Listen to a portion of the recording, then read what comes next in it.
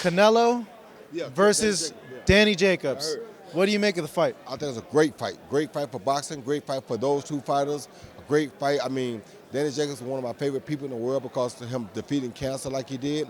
And Canelo is one of my favorite fighters in the world because Canelo can freaking fight. And I know they say Mexican style, Canelo can fight all styles. And I love him for that. So it's like, it's a great fight. I'm so happy for both guys. It should be a great night for them. And I can't wait.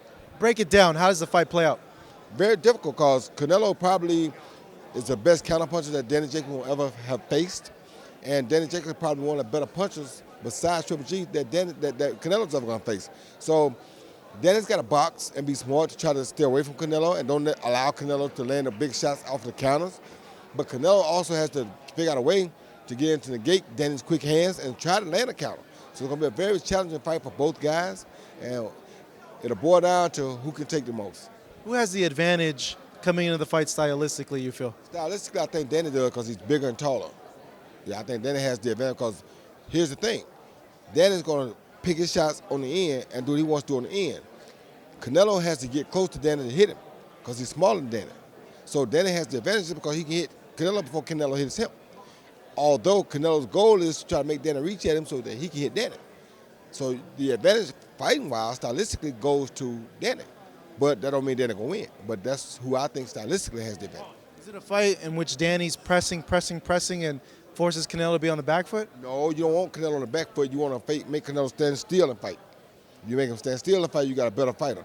Or you got a better chance to beat him. If you let him come at you, then he's going to force you to throw shots to try to keep him off you, and those are the ones he's going to counter. If you chase him, then every time you go to get him big, he's going to counter that too. So you got to figure out a way to not allow him to know when you're coming, because if you do, he's the best counterpuncher in boxing. Are you happy with this fight and that they're not going into the third Golovkin fight? Are you okay with it? I'm okay with it anyway because it's good for both fighters. And like I said, Danny Jacobs, because of the way he defeated cancer and came back, is one of my favorite people of ever in life, of all time. He'll be one of my favorite people from now on. So to see that happen for him, Golovkin had 2 paydays with Canelo. To see Danny get one now, come on, bro. I got to tell you that I just love it. It's not taking nothing away from nobody. But Golovkin did get a chance to experience 2 good paydays with Canelo. Why not let Danny experience one? If they go a 3, I don't mind him doing it later, but let Danny take his chance too.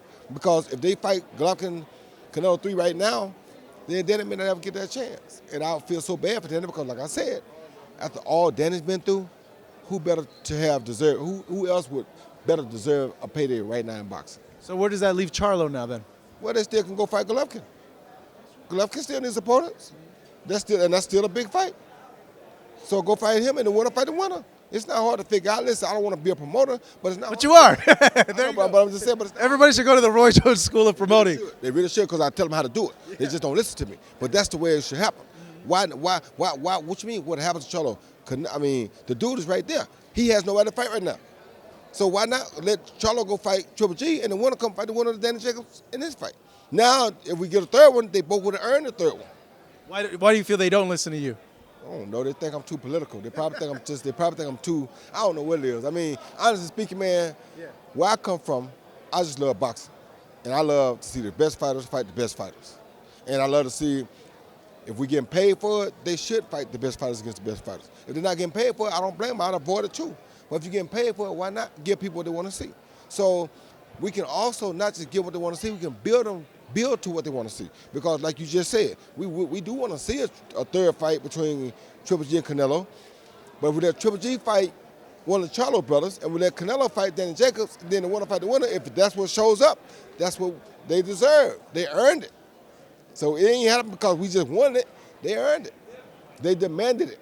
That's what I like about boxing.